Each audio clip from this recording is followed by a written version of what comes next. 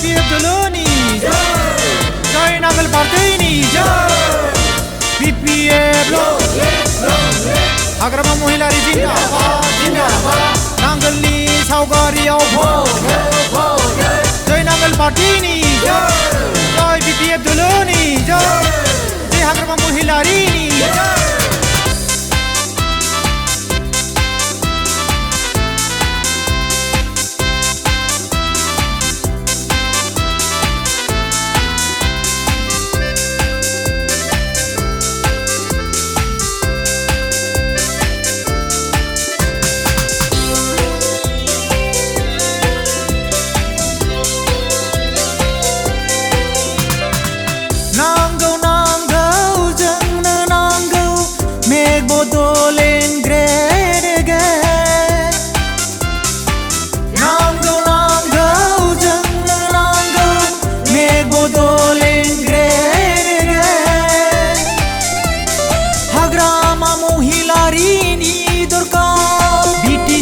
BPF duluनि दैदेननाय सरकार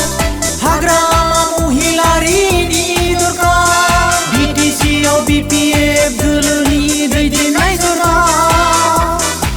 जानजि खाफ्रादो फै बयबो हारि माहारिखौ लानानै BTC-खौ रैखाथि होनो BTC-खौ रैखाथि होनो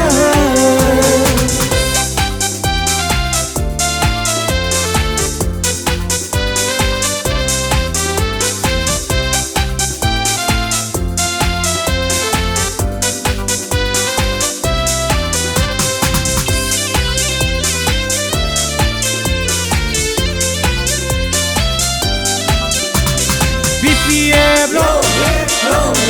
हाग्रामा महिलारि जिंदाबाद नांगोलनि सावगारियाव भट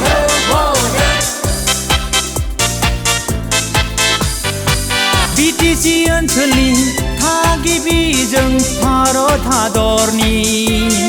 नोगोरारि BTC खुंथायनि मोनथायखौ लानानै हा-हुखौ रैखाथि होनो बयबो थांनानै थानो जौगानायनि बिथिं आरो फोथायनाय लानानै गामि गामि नखर नखर हानजा हानजा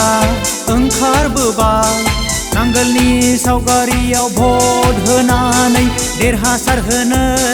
नांगोलनि सावगारियाव भट होनानै देरहासार होनो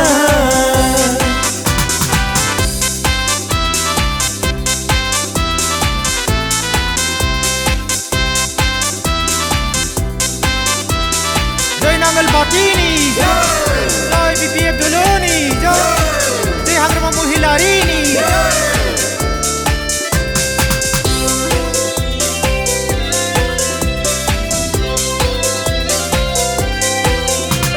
जय BPF duluनि जय नांगोल पार्टीनि BPF हाग्रामा महिलारि जिंदाबाद हारिखौ बुहुमाव सिनायथि होनो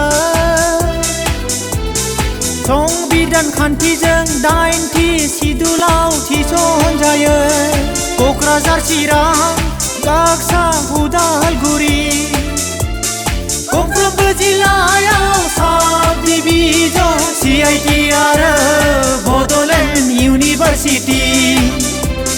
BPF duluनि दैदेनजानाय सरकारनि समावनो लुफुंजानाय जय नांगोल पार्टीनि जय BPF duluनि जय हाग्रामा महिलारिनि नांगौ जोंनो नांगौ मेक बड'लेण्ड ग्रेट एगेन नांगौ जोंनो नांगौ मेक बड'लेण्ड ग्रेट हाग्रामा महिलारिनि दरकार BTC-आव BPF duluनि दैदेननाय सरकार हाग्रामा महिलारि